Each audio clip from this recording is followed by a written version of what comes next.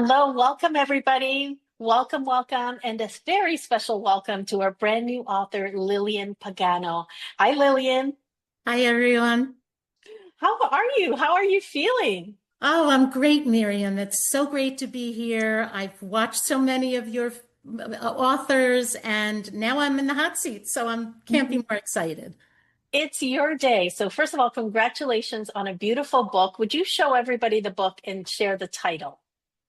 Here's my book, and it's called Bao Bao, the Baby Panda. Beautiful, beautiful. Lillian, what inspired you to write this book? Miriam, I have been reflecting on that question, and our inspirations sometimes can change. I began my teaching career in my early 20s, and I had taught kindergarten, very young children, and I thought maybe I would write a book about all the funny things that kindergartners say because there were so many. And at that time, I was busy raising my older daughter, working and getting my master's degree. So I just never had the time to do a story like that.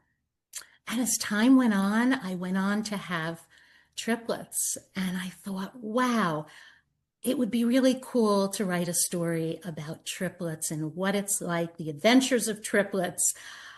Again, I was so busy and working, and I felt like I didn't have time to breathe. And unfortunately, when I was fairly young and my children were young, my husband got sick, and I thought, well, he ended up passing and the children were young and I was a Mhm. single mom. And I said, well, maybe I'll write a book about being a single mom of four children and, what happens when dad gets sick. But again, at that point, I didn't have time. I was on, survival mode and going strong and helping my children, overcome that. Not to say that maybe one day they may be future children's books for me. But then I retired from a very long teaching career. And for the first time, I had a chance to breathe. And it was right before the pandemic. And I thought I would travel and kind of do some fun things. And then we were kind of on lockdown and stuck. And I wanted to do something. So I found a teaching platform, and it was teaching young children English in China. It sounded kind of interesting. I started to do it, and I met this wonderful family, and the two little girls inspired the book, and actually the whole family. I got a chance to kind of go inside their homes, and they came inside my home. And Sylvia and Eva met my children, and Sylvia would play the cello for me a few minutes after the lesson. And I met the mom and the grandparents and her puppy.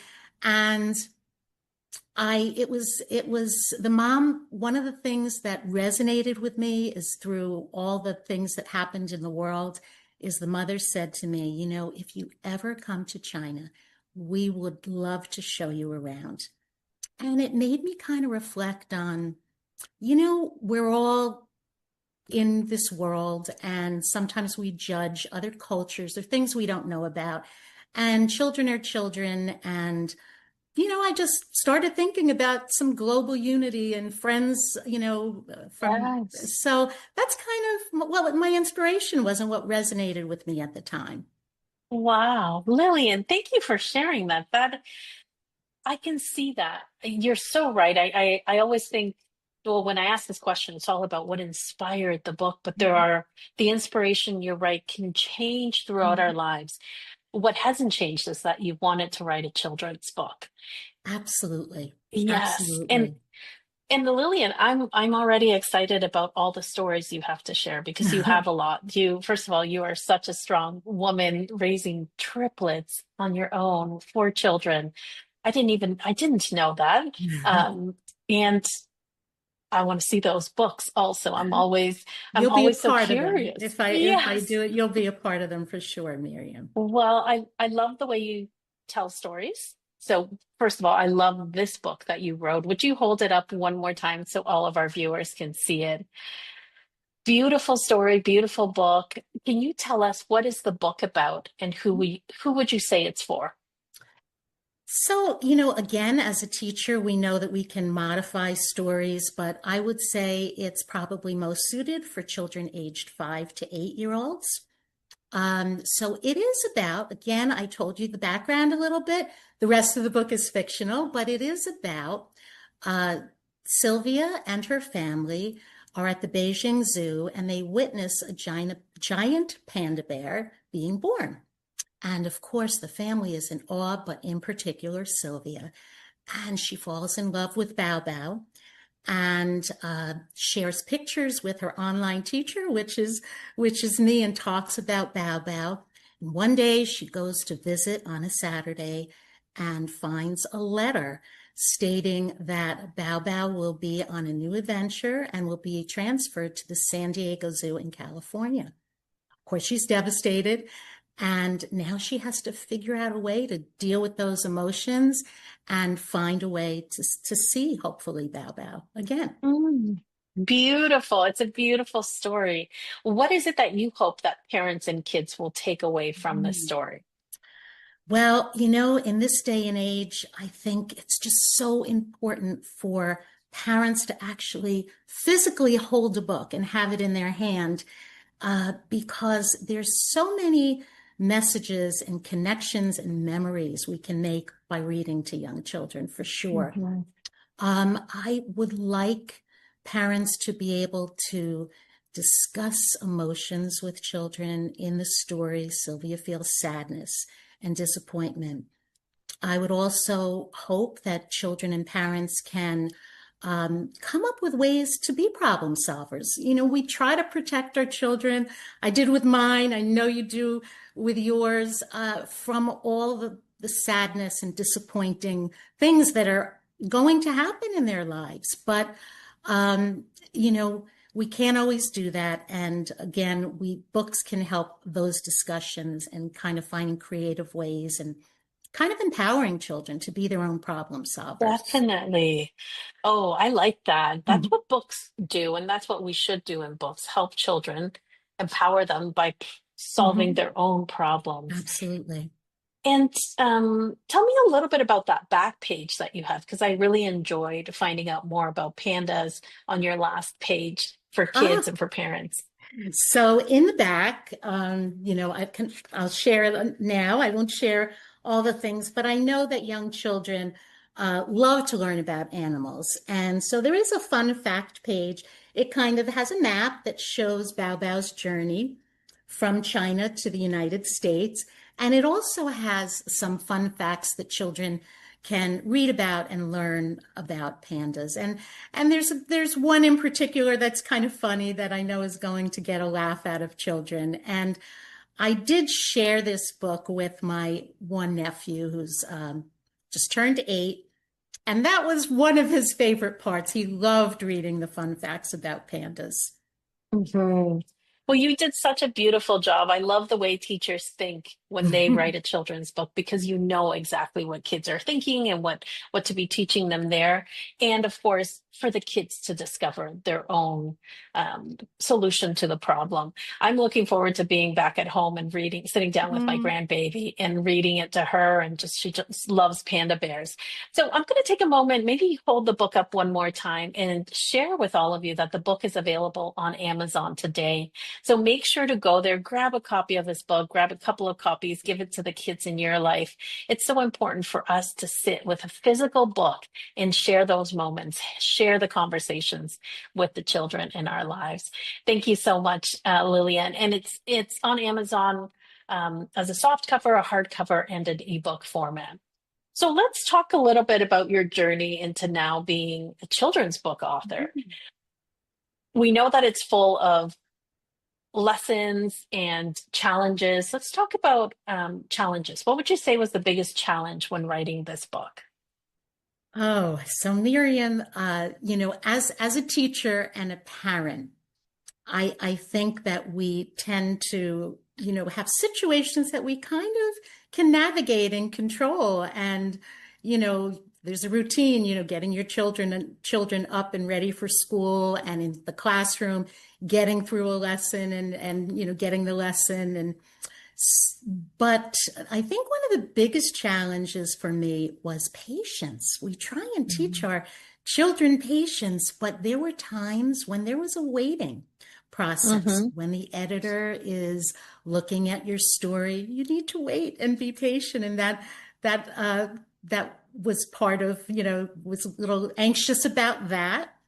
And then again, the waiting with the illustrator and getting things back. And if you wanted to do any revisions, how to communicate that with your illustrator. And my illustrator, as many of the authors know, that she was out of the country. So, we needed to schedule a Zoom meeting Mhm. and emailing. And so I think it was really just kind of learning how to embrace the journey and the process and trust the process because it's quick in a sense, but there are times when you really need to just kind of wait. Mhm. I love that you shared that. Patience is very, very important. So you mentioned your illustrator. Would you please give them a shout out? What is your So my illustrator's name? illustrator, she's on the cover of the book. Her name is Sally Garland. And I used an agency to find her, and Sally is from Glasgow, Scotland. And I kind of, I went through many different illustrators' samples, and I involved my children a little bit in it. And I loved her vintage style pictures because when Mhm. I've read so many children's books to children, and I kind of fell in love with the type of illustrations that she did right away. And She did a great job. so I'm so pleased. Yes, good, good. So, what about lessons? What would you say was the biggest lesson throughout the publishing process? Oh, the biggest lesson. Again, I really just have to say it really is just embracing the journey and just, everything will fall into place. And one of the wonderful things about your program is that we are in a class with a group of about 16 or 17 people that are all looking to fulfill their dream of becoming a children's author. And it's wonderful because you get support and you get ideas, but sometimes, especially, even children in a classroom, you hear from your friends an idea that they have, and you're like, well, I could do this, but is that really right for you? So I think Mhm. it's good you hear a lot of different ideas and things people are doing, but ultimately you have to be true to yourself and kind of uh, do what feels authentic to you. And I think that's important for everybody to remember, whatever they do in their lives, Mhm. just be true to yourself.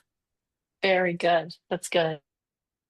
What's the best part of accomplishing this dream for you, Lillian? You get to Uh, hold your book in your I hands. What's the do, I best do. I part? get to hold it. So that's definitely the best part. But honestly, I am grateful and happy that I retired, when I did. But I feel you can always learn and grow. And I am looking forward to bringing my book and giving and getting the message to as many children as come into my life through this experience, whether it's libraries or schools. I had a great opportunity to talk with a student that I had in kindergarten probably, 30 some odd years ago. And now she's a mom of three boys, and she found out about this and she wanted to embrace it in her community, the community that I taught in for many years. Oh, So nice. I'm having a great launch party, and I'm hoping that my former students come and their children. And I think I'm just looking forward to seeing, what will come of this book. I have something now that's tangible that I can kind of go and share with the world. So exciting. I'm excited for you to get back into the classrooms and to be able to go in and actually share your book now with children. So, we have a lot of aspiring authors that watch our interviews. What advice do you have for them? What do you want to say to them? So, you know what?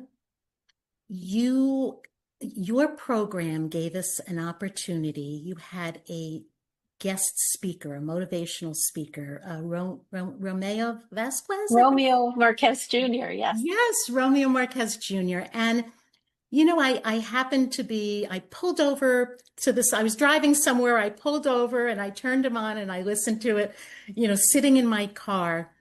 And one of the messages that really resonated for me was a quote that he used from Dr. Wayne Wayne Dyer. Dyer. Dyer, yes. Don't let the music die inside you. And no matter what your dream is, whether it's to run a race, to paint a picture, to write a book, again, if not now, when? And took me a while to get to the point where I really had the time and could take a moment to breathe and do this. But just it's a doable process to anyone who wants to write a children's book. Of course, I would highly recommend your program, especially, just so much support and so many cheerleaders you have on your Mhm. team, which is another message that I want parents to every child in life needs a cheerleader. And some children are lucky enough to have many cheerleaders or have a strong family behind them, and others maybe not so much so, but you just need one cheerleader can make all the difference. So That's great. if you That's good join advice. Miriam's team, you'll have many cheerleaders, Oh, thank you. rooting you Thank you. on. So, besides going to Amazon, because we want everybody to go to Amazon today and grab a copy of this book, where else can our viewers find you? Well, I do have a website and it's at lillianspagano.com. I am also have a Facebook page, Lillian Espagano dash children's author. And on Instagram, I am at paganolillian.com. Okay, perfect, perfect. So we can go there. I know you are a very wise woman. You have a lot to share. So, friends, make sure to go follow Lillian there also. Before we go, is there anything else you'd like to share or anything you wish that I would have asked Mm. you?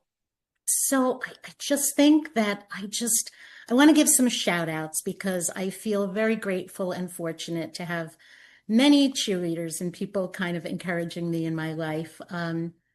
I want to give a shout out to Kevin, who is really my biggest cheerleader since my mother. He always encourages me in all my endeavors. Also to my children, who in many ways have been supportive, whether it was with technology, which can be a little bit challenging. So they supported me with that, or just listening to my endless questions and talking about it continually. One great shout out to a friend of mine, Lisa, who was also a really big sounding board for me. And she even created these wonderful cookies that will Oh, be shared at my book launch, and I'm just so grateful to her for that. And I would be remiss if I didn't give your team a big shout out. And I know that so many of your authors are grateful for you and your team and the experience because it was a wonderful experience. But one of the things from day one, Miriam, when I met you and saw you during that first class was that you take every person exactly where they are and you try to guide them, to get to the finish line. And I know as a teacher, I appreciate that because that's what you need to do as a teacher. You have to take each child where they are. They're not all going to get to the finish line at the same time and in the same way.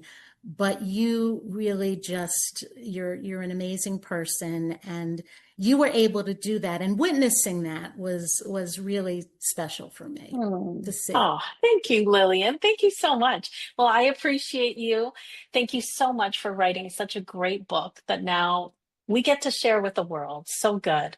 And Thank I'm you. just gonna remind everybody one last time, go to Amazon, go grab a copy of this book. Yes, you're going to love it. You're really gonna love it. There are so many lessons put into the book, but it's not overpowering with the message. It's a beautiful story, and you'll be able to grab those with the children in your life. Lillian, thank you so much for being here, and thank you for following your calling to continue being a teacher. Thank you so much, Miriam. Thanks. Bye.